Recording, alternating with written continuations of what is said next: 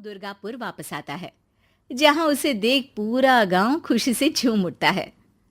जब गया था तब इतना सा था और अब देखो कितना बड़ा हो गया है।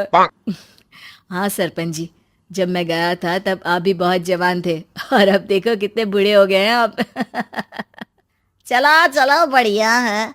बच्चा घर वापस आ गया। इसी खुशी में आज रात पार्टी होगी। क्या बात है, गांव में भी पार्टियां होने लगी। वैसे अगर पार्टी की बात है तो आज क्यों सीधा होली पार्टी करते हैं। होली पार्टी की बात सुन चहल पहल में अचानक सन्नाटा छा जाता है, जिसे देख मनोज को कुछ अजीब लगता है। लेकिन तभी सरपंच बात पलट देता है। अब बहुत देर हो गई, चलो सब अपने घर चलो, पार्टी के बारे में कल सोचेंगे। मनोज भी मम्मी पापा के साथ घर आ जाता है, पर होली पार्टी और उस पर पूरे गांव की खामोशी वाली बात अभी तक उसके जहन से निकलती नहीं। पापा, होली पार्टी की बात पर सब चुप क्यों हो गए थे? अरे होगी उनकी कोई अपनी बात। मुझे गांव की पंचायत ही थोड़ी पता है। थक गया हूँ, चलो सो जाते हैं, कल बात करते हैं। पापा की बात मानते हुए मनोज भी सोने चला जाता है। आज तो छुपा लिया, लेकिन हफ्ते बाद जब होली का दिन आएगा तब इसे कैसे रोकोगे? अगली सुबह सूरज के साथ ही मनोज भी गांव घूमने निकल जाता है, जिस पर रास्ते में उसे अपनी ही उम्र के कुछ लड़के भी मिलते हैं, जिनसे दोस्ती कर अब वो उनके साथ घूमने लगता है। इसी तरह कुछ दिन बीत जाते हैं और होली नजदीक आने लगती है। दोस्तों, होली में 4 दिन ही बचे हैं, पर गांव में उसकी कोई तैयारियां क्यों नहीं दिख रही? क्योंकि यहाँ होली नहीं मनाई जाती। अरे पर ऐसा क्यों?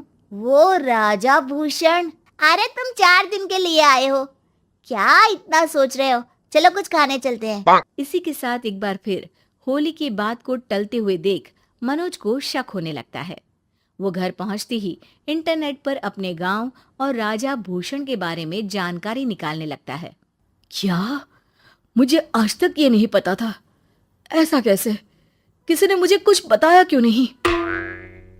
सारी जानकारी लेने के बाद मनोज गांव वालों या अपने मम्मी पापा से कुछ पूछे बिना खुद ही उसकी सच्चाई के बारे में छानबीन करने लगता है, जिसके चलते वो राजा भूषण की हवेली में पहुंचता है।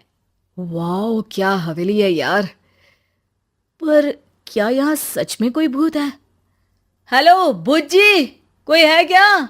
हम इस साल गांव में होली सेलिब्रेट कर रहे हैं, क्या आप उस पर थोड़ा इंटरव्यू देंगे? मनोज के ऐसा बोलते ही गांव में तूफान उठ जाता है और हवेली में रखी सारी चीजें हिलने लगती है। एक अदृश्य शक्ति मनोज को धक्का देकर हवेली से बाहर निकाल दरवाजा बंद कर लेती है। ये सब देख मनोज हैरान रह जाता है। क्या अभी मुझे हवा ने धक्का देकर बाहर निकाल दिया? मेरे होते हुए इस गांव में कभी होली नहीं मन सकती, इसलिए दोबारा ऐसी कोशिश भी मत करना, अंजाम बुरा होगा। आवाज सुन मनोज हैरानी से इधर उधर देखने लगता है, पर उसे कोई दिखाई नहीं देता। वो गांव वापस आ जाता है, जहां तूफान की वजह से सब कुछ तहस महस हो चुका होता है। आखिर ये तूफान आया कैसे? ना ऐसा कोई मौसम था और ना ही हमने होली का त्योहार मनाने की बात की थी। सरपंच की बात पर कोई रिएक्शन दिए बिना मनोज चुपचाप अपने घर चला जाता है। इस तरह देखते ही देखते होली का दिन भी आ जाता है और मनोज रंग लेकर गांव में निकल जाता है, लेकिन गांव पूरी तरह खाली होता है। अरे त्योहार का दिन है, धूमधाम की जगह मातम क्यों मनाया हुआ है?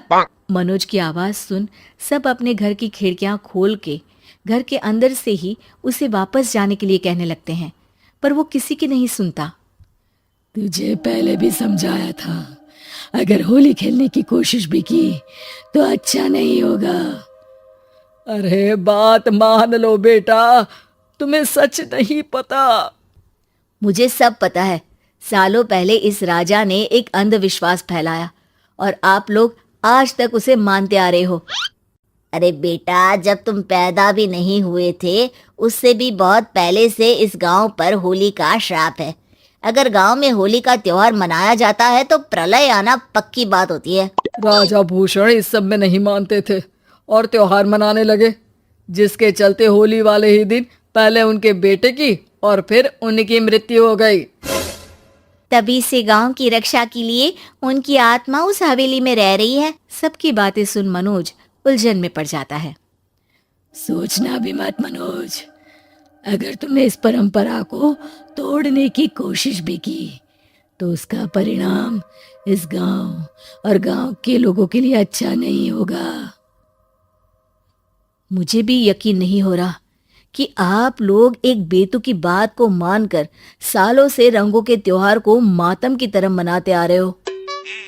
मनोज किसी की कोई बात ना मानते हुए पूरे गांव में रंग बिखेर देता है, जिसके तुरंत बाद वहां तूफान के साथ बिजलियां गरजने लगती है।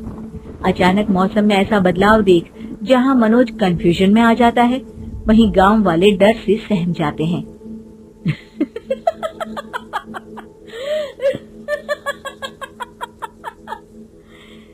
इस लड़के ने हमारे जैसे सिर्फ अपने स्वार्थ के लिए नहीं बल्कि पूरे गांव की खुशियों के लिए यहाँ होली मनाई है, जिस वजह से अब इस गांव पर होली का श्राप टूटता है। ऐसा बोलकर राजा का भूत वहां से गायब हो जाता है, जिसके बाद गांव के लोग धूमधाम से होली मनाते हैं। खुशियों के रंग गांव में बिखरे ही होते हैं कि अगली सुबह